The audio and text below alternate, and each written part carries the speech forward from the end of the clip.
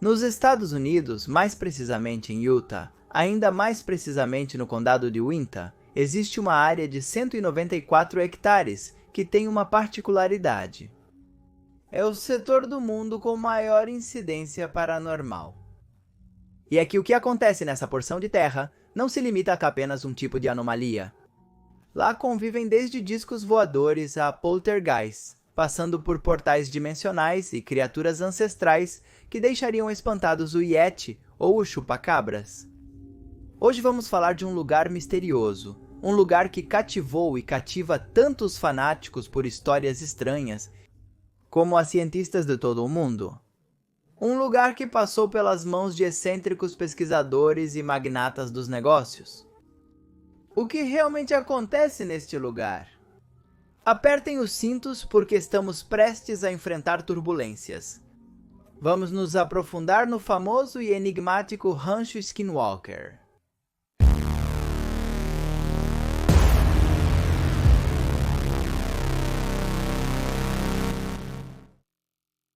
Em 1994, Terry e Gwen Sherman compraram a propriedade com um plano bem específico: estabelecer um rancho de gado. Eles planejaram isso por muito tempo e investiram uma grande quantidade de dinheiro e longas horas para formar o projeto. Previram todos os possíveis inconvenientes que o nascente negócio poderia oferecer-lhes, mas mesmo assim, não conseguiram atender às suas expectativas. O que começou a acontecer com eles assim que se mudaram era algo impossível de prever. Como alguém pode estar preparado para esse tipo de coisa? Tudo começou uma tarde em que o casal estava do lado de fora trabalhando. Eles passaram toda a manhã terminando de mover móveis e equipamentos. Estavam cansados, mas felizes. De repente, viram aparecer um lobo grande no lugar onde as vacas pastavam. Em primeira instância, os Shermans ficaram imóveis, esperando que o animal fosse embora. Mas então, eles viram ele atacar um bezerro, e Terry não hesitou em pegar seu rifle e atirar. Mais de uma vez. Pum! Pum! Pum! Mas quando a fumaça da pólvora se dispersou, eles puderam ver o lobo de pé sem sinais de que as balas o tivessem tocado. E o que era ainda mais estranho, muito calmo, inalterável, diante dos tiros ensurdecedores. Terry não podia acreditar no que via, era impossível ter errado. A distância não era tanta. O medo cresceu por alguns segundos que pareceram eternos, nos quais o animal e eles mantiveram o olhar. Depois, o animal teria dado meia volta e se afastado com um trote tranquilo, levando sua vítima entre os dentes. Quando os Sherman conseguiram se recuperar do susto e trocaram opiniões sobre a experiência, concordaram que não se tratava apenas de um lobo grande. Era um lobo anormalmente grande. E se por acaso não era um lobo e se tratava de algum outro tipo de criatura? Para os Sherman, este foi apenas o começo de uma série de experiências estranhas. Um dia no rancho poderia significar para os Sherman qualquer tipo de aventuras assustadoras. Em uma ocasião ao acordar, eles haviam corrido as cortinas da janela do quarto e se depararam com as colheitas queimadas. De certa altura, podia-se confirmar que os incêndios seguiam um padrão e que haviam deixado símbolos estranhos na terra. Quem havia feito aquilo? Por quê? Com o tempo, descobriram que os utensílios de cozinha sempre apareciam nas gavetas ou prateleiras correspondentes, mesmo que eles não os guardassem. Quem era esse visitante oculto que estava tão obcecado com a ordem naquela aviação? Uma tarde, eles puderam ver como suas vacas de repente sucumbiram a uma espécie de transe e se alinharam de um segundo para o outro, e foram caminhando sem que ninguém pudesse detê-las. Elas chegaram até um reboque abandonado, e lá ficaram sem sair do estado em que se encontravam, totalmente mudas, apenas piscando e sem mover a cauda. O que as havia hipnotizado? Uma noite, Terry viu o brilho de algumas luzes na estrada, supôs que era um estranho perdido em seu carro, e caminhou até lá, cobrindo os olhos para matar o brilho dos faróis. Então, quando estava quase chegando, confirmou que aquilo não era um veículo.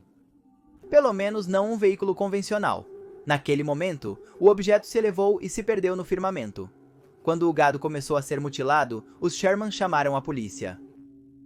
E o que a polícia fez então?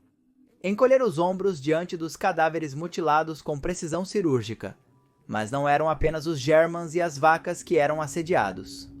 2 dos cães da família correram em direção a algumas luzes estranhas flutuantes. As luzes se moveram e os cães as seguiram, apesar de seus donos gritarem para eles não fazerem isso. Tentaram alcançá-los, mas foi tudo em vão. Eram cães muito rápidos. Nunca mais os viram novamente. E as coisas não melhoravam quando eles se deitavam. Dormir começou a ser difícil. Impossível. Terry e Gwen descobriram que em seus pesadelos havia paisagens idênticas, presenças semelhantes que os atormentavam. Naquela época, eles já aceitavam tentar qualquer tipo de possível solução. Chamavam exorcistas, recebiam curiosos e o assunto chegou, claro, aos ouvidos da mídia que rapidamente fez o lugar adquirir certa transcendência. Mas a mídia logo se cansou e, atraída por outras manchetes, se foi.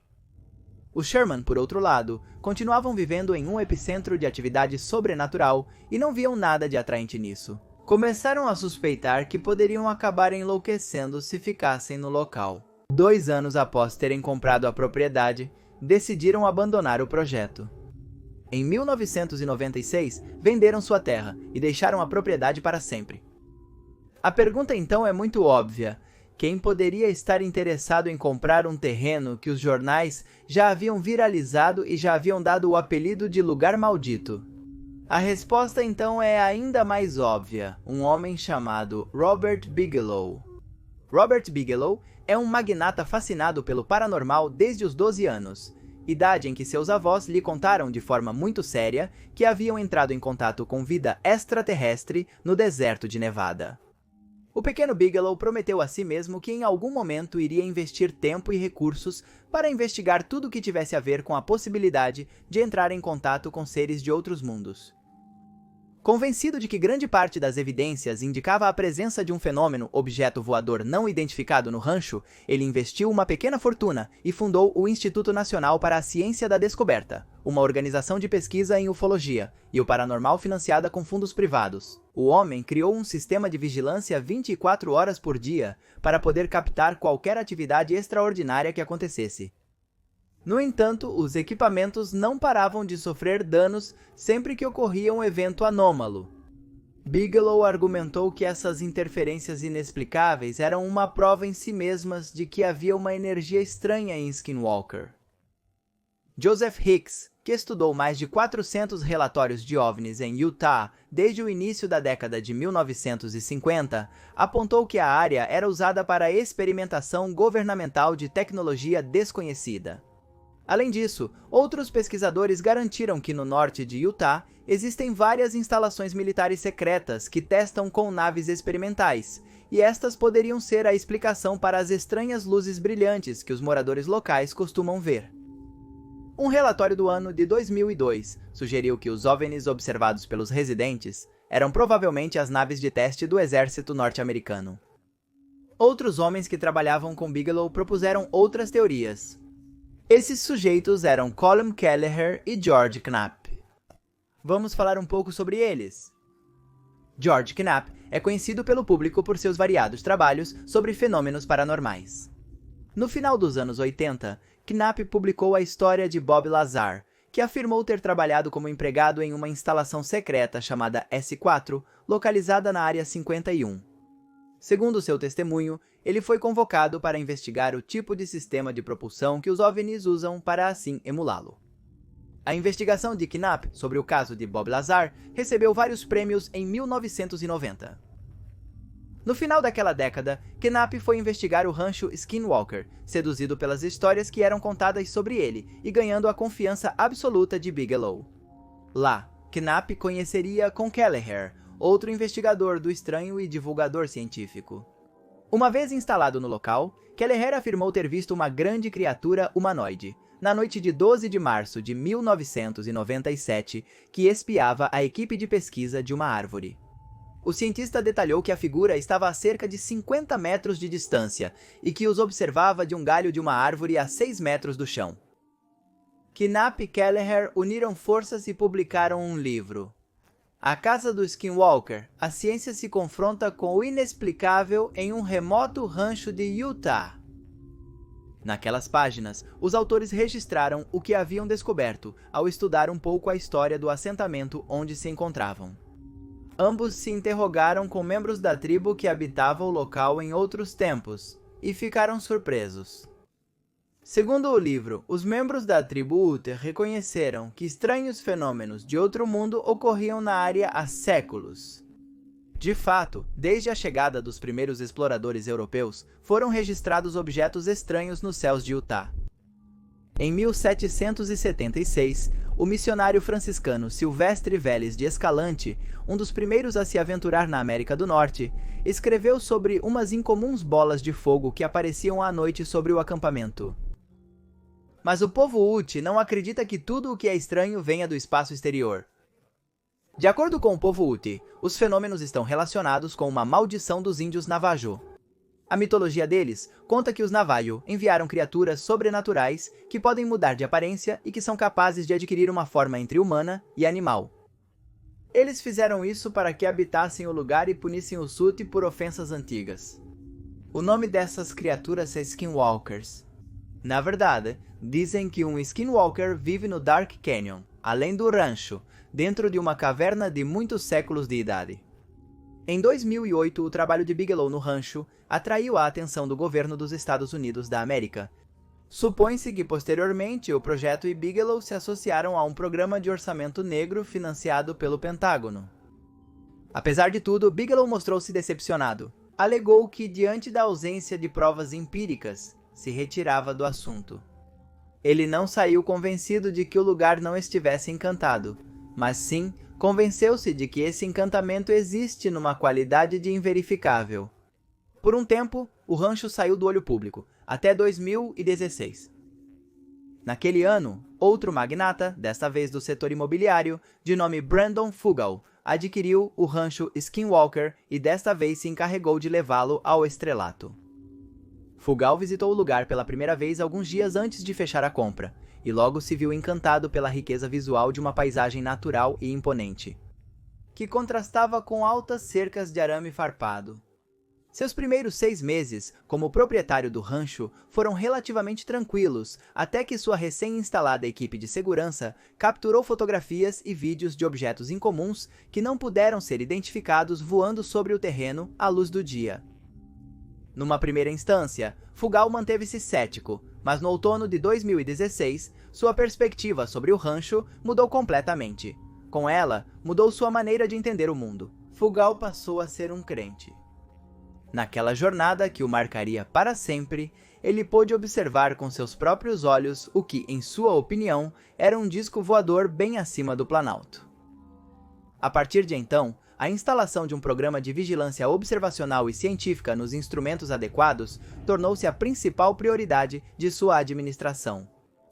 O rancho voltaria a ser notícia quando um documentário baseado no livro de Knapp e Kelleher fosse publicado. Hunt for the Skinwalker estreou em 2018. Fugal participou anonimamente do documentário.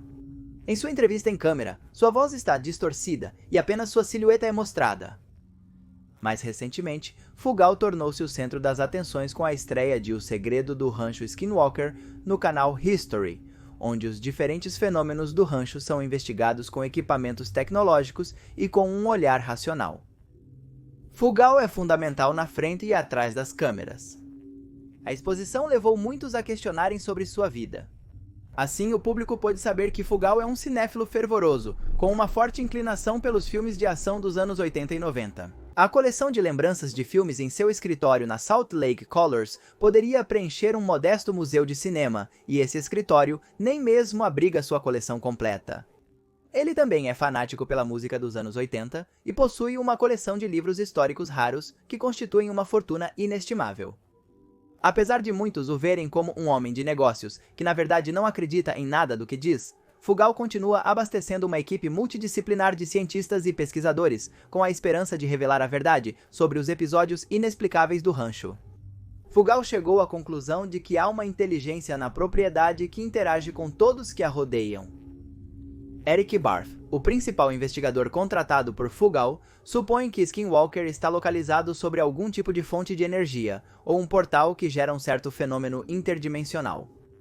Além disso, ele especula que uma tecnologia de origem desconhecida poderia estar envolvida e até insinua a presença de uma inteligência sensível, precognitiva e não humana. O investigador Knapp segue aparecendo na mídia para falar sobre conspirações e assuntos paranormais.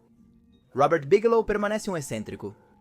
Lançou em 2021 um concurso de ensaios para escritores que possam fornecer provas contundentes, além de qualquer dúvida razoável, da sobrevivência da consciência no além. Quer saber se existe evidência crível que respalde a existência de uma vida após a morte. Oferece $1 milhão a quem possa fornecer essa evidência. Também trabalhou com a SpaceX de Elon Musk para conectar uma sala inflável chamada BIM, a Estação Espacial Internacional. Fugal, que quase fez do rancho um reality show, segue aumentando seus ganhos e propagando que vive no lugar mais peculiar do mundo. Muitos supõem que a resposta pode estar com os Sherman. Eles realmente viveram tudo o que contaram. Ou, sem querer, deram o pontapé inicial para que as histórias inverificáveis não parassem de se reproduzir. Muitos pesquisadores tentaram entrar em contato com o casal novamente, mas foi impossível fazê-lo. Os Sherman sumiram repentinamente. Fugal os procurou fervorosamente com sua produção e garantiu que a família não quer ser encontrada. Os Sherman, por algum motivo, não querem falar com a imprensa. OVNIs militares? Maldições ancestrais? Portas sinergéticas? O que acontece no rancho Skinwalker? É tudo apenas uma história muito bem inventada? É tudo apenas uma farsa? Ou estamos diante do ponto cardinal sobrenatural mais investigado da história? Espero que tenham se interessado pela história sobre o rancho Skinwalker. É isso por hoje! Há muito mais para contar. Se souberem de algo para adicionar, deixem seu comentário abaixo. Agradeço aos membros do clã Mephisto presentes comigo, porque graças a eles é que podemos fazer este tipo de vídeos que são sempre desmonetizados, sancionados com restrição de idade, ocultados nas recomendações e em todos os lugares pelo YouTube. Mas enfim, graças a vocês é que podemos seguir em frente. Além disso, deixem um like, se inscrevam se ainda não o fizeram e ativem as notificações. Aqui estão algumas recomendações para continuar fazendo maratona. Sem mais nada para dizer, me despeço. Sou Magnus Mephisto e isso foi A História Real.